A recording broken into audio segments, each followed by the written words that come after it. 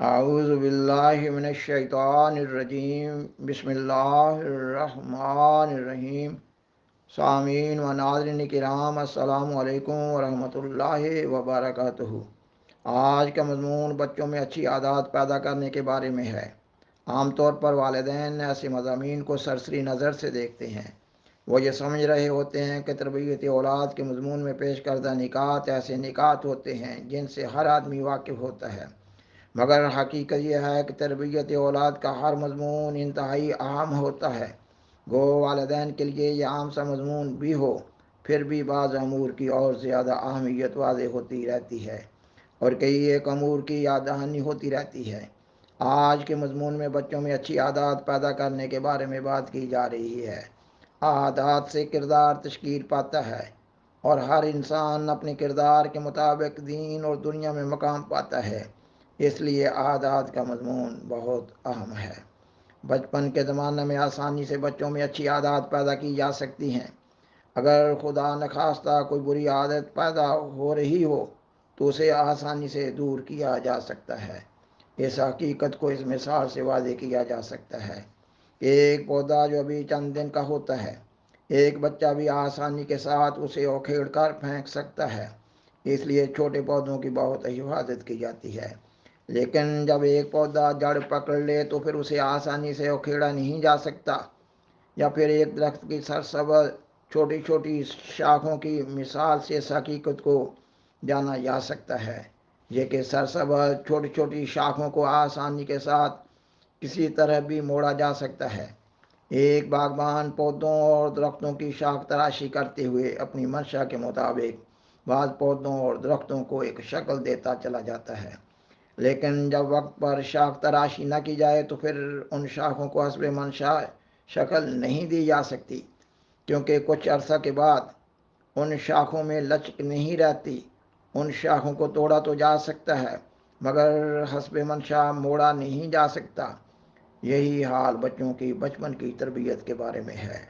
سامعین و ناظرین کرام، عادت کے بارے میں ایک حدیث کا مفہوم اس طرح بیان کیا جاتا ہے یہ کہ سیدنا حضرت محمد صلی اللہ علیہ وآلہ وسلم حضرت عمر رضی اللہ تعالیٰ عنہ سے مخاطب ہوتے ہوئے فرماتے ہیں: اے عمر، اگر کوئی شخص یہ بیان کرے کہ احد پہاڑ اپنی جگہ سے ٹل گیا ہے تو یقین کر لینا، لیکن اگر کوئی شخص تیرے پاس آئے اور بیان کرے کہ فلاں شخص نے اپنی عادت کو چھوڑ دیا ہے تو پھر یقین نہ کرنا۔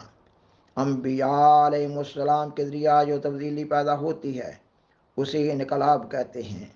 اس جگہ عادات کا مضمون بیان ہو رہا ہے۔ اس حدیث میں یہ مضمون بیان ہو رہا ہے کہ کسی انسان کی عادات کی تبدیلی اگر ناممکن نہ بھی ہو، مشکل ضرور ہے۔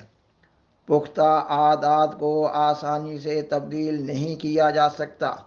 اس حدیث سے ایک مفہوم یہ بھی لیا جا سکتا ہے کہ انسان بہت محتاط رہے کہ اس میں یا اس کی اولاد میں کوئی بری عادت راہ نہ پا جائے، کیونکہ پھر بری عادت کے اثر کو مٹانا یا بری عادت کو چھوڑنا بہت مشکل ہو جاتا ہے۔ اس حدیث میں بری عادات کے نقصان کی طرف اشارہ کیا جا رہا ہے۔ یا پھر اس حدیث میں یہ مضمون بیان ہو رہا ہے کہ عادات کو بدلنے کے لیے بہت محنت کی ضرورت ہوا کرتی ہے۔ یا پھر اس حدیث میں یہ مضمون بیان ہو رہا ہے کہ اگر ایک انسان کسی وقت کسی غفلت کی وجہ سے بد عادات کا شکار ہو جائے تو پھر اگر وہ کسی وقت ان بد عادات سے نجات پانے میں کامیاب بھی ہو جائے تب بھی وہ ان بد عادات کے بد اثرات کو آسانی سے مٹا نہیں سکتا۔ مؤخر و ذکر بات کا مفہوم یہ بنتا ہے کہ بد عادات کا شکار انسان اگر مجاہدات کے ذریعہ بد عادات سے بکلی نجات پا بھی جائے تب بھی وہ ان اعلیٰ روحانی مراتب کو حاصل نہیں کر سکتا جو اس کے لیے صورت میں حاصل کرنا آسان تھے اگر وہ بعض بد عادات کا شکار نہ ہوتا۔ ہم حدیث کا جو بھی مفہوم اخذ کر لیں، اس حدیث کا خلاصہ یہ بنتا ہے کہ جب عادات کو چھوڑنا یعنی بری عادات کو چھوڑنا ناممکنات نہ صحیح مشکل ضرور ہے، تو پھر بہت احتیاط کی ضرورت ہے کہ انسان نہ خود بد عادات میں گرفتار ہو اور نہ ہی اپنے بچوں کو بری عادات میں گرفتار ہونے دے۔ اگر کوئی انسان دیکھے کہ اس کے بچے کسی بری عادت میں گرفتار ہو رہے ہیں تو پھر ان بری عادات کو مٹانے کے لیے بہت محنت کرے۔ سامعین و ناظرین کرام، اللہ تعالیٰ قرآن مجید کی سورۃ التحریم کی آیت 7 میں بیان فرماتا ہے، یا ایھا الذین آمنوا قوا انفسکم واہلیکم نارا وقودھا الناس والحجارہ، یہ کہ اے لوگو جو ایمان لائے ہو، اپنے آپ کو اور اپنے اہل و عیال کو آگ سے بچاؤ جس کا ایندھن انسان اور پتھر ہیں۔ قرآن مجید کی اس آیت میں ڈرایا جا رہا ہے، ہوشیار کیا جا رہا ہے کہ اپنے آپ کو اور اپنے اہل و عیال کو آگ سے بچاؤ۔ اب کوئی صحیح و دماغ انسان یہ برداشت نہیں کر سکتا کہ اس کے اہل و عیال میں سے کسی کو آگ کی سزا کا سامنا کرنا پڑے۔ اور سیدنا حضرت محمد صلی اللہ علیہ وسلم فرماتے ہیں، کلکم راعٍ وکلکم مسئول عن رعیتہ، یہ کہ ہر انسان کو اپنے اپنے دائرہ کار میں ایک نگران ہونے کا مقام حاصل ہے۔ ایک انسان اپنے گھر والوں پر نگران ہے، اس سے اس کے گھر والوں کے بارے میں پوچھا جائے گا۔ اس حدیث میں مزید وضاحت کر دی گئی ہے کہ ہر انسان کو اس کے اہل و عیال کے بارے میں اللہ تعالیٰ کے حضور جواب دہ ہونا ہے۔ اسلام کی یہ تعلیم ہمیں ہوشیار کر رہی ہے کہ ہم آخرت کی تیاری کرتے رہیں۔ سامعین و ناظرین کرام، اسلام میں اپنے گناہوں کو مٹانے اور بد عادات سے نجات پانے کی ایک بہترین راہ یہ بیان کی گئی ہے، یہ کہ انسان اپنے گناہوں کے بالمقابل اپنے نیک کاموں میں اضافہ کرتا چلا جائے اور اپنی بری عادات کے بالمقابل اپنے میں اچھی عادات پیدا کرنے کے لیے محنت کرے۔ اللہ تعالیٰ قرآن مجید کی سورۃ ہود کی آیت 115 میں بیان فرماتا ہے، ان الحسنات یذھبن السیئات، یقیناً نیکیاں بدیوں کو دور کر دیتی ہیں، ذالک ذکر للذاکرین، یہ نصیحت کرنے والوں کے لیے ایک بہت بڑی نصیحت ہے۔ قرآن مجید کی مذکورہ آیت میں یہ اصول بیان کیا جا رہا ہے کہ نیکیاں بدیوں کو مٹا دیتی ہیں۔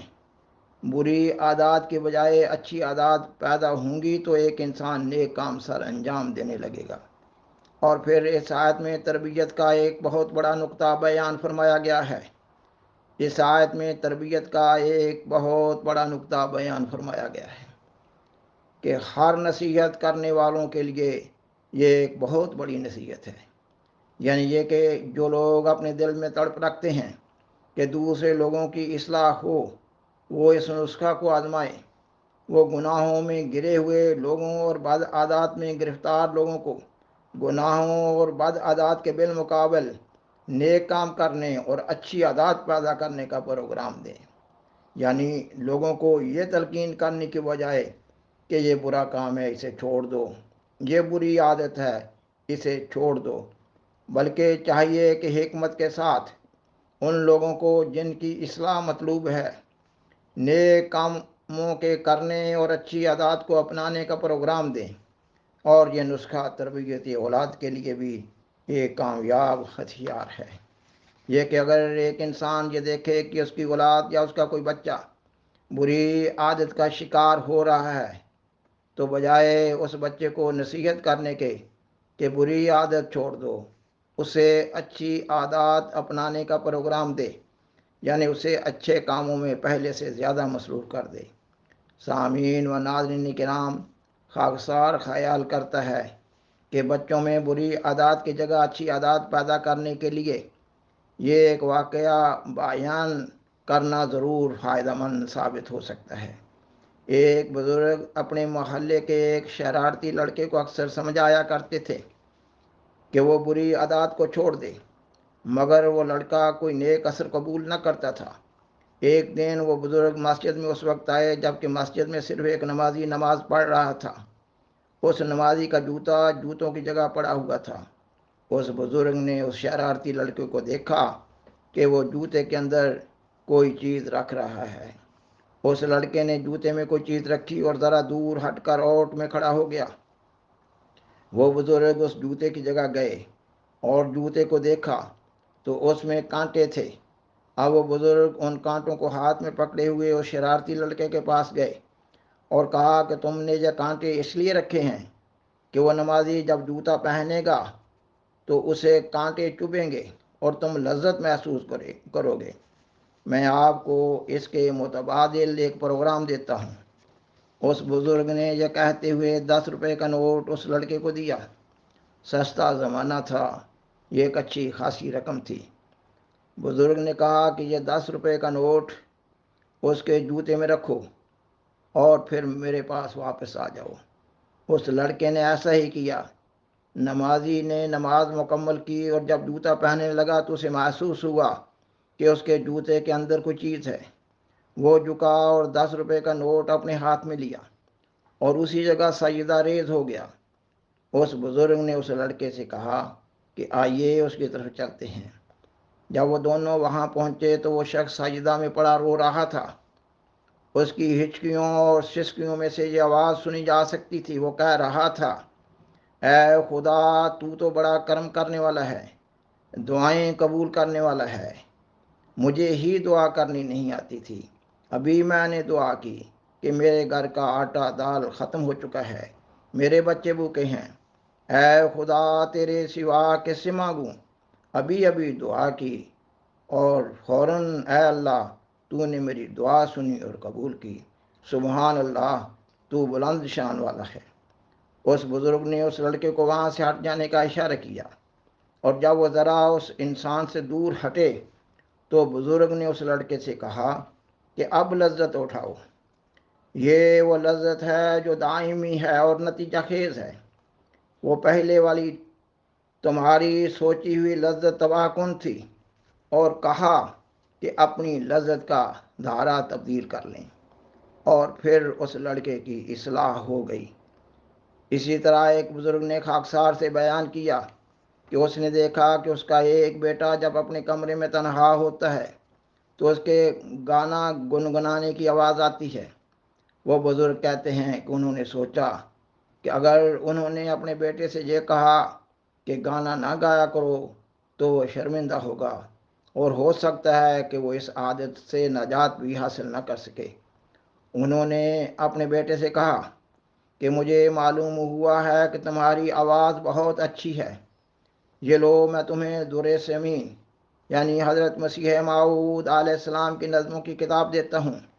نظمیں یاد کرو اور پڑھنے کی مشق کرو، جماعت کے اجلاسوں میں پڑھا کریں۔ وہ بزرگ کہتے ہیں کہ پھر ان کے بیٹے نے گانا گنگنانا بند کر دیا اور در سمین کی نظمیں پڑھنا شروع کر دیں۔ پس تربیت اولاد کا یہ ایک بہترین گر ہے کہ اپنے بچوں کو صرف یہ کہنے کی بجائے کہ یہ نہ کرو وہ نہ کرو، انہیں متبادل اچھے پروگرامز دیں کہ یہ کرو وہ کرو، یعنی انہیں اچھے پروگرامز میں اچھی طرح مصروف کر دیں اور حکمت کے ساتھ نگرانی کریں، اور اللہ تعالیٰ کے حضور بہت دعائیں کرنی چاہیے۔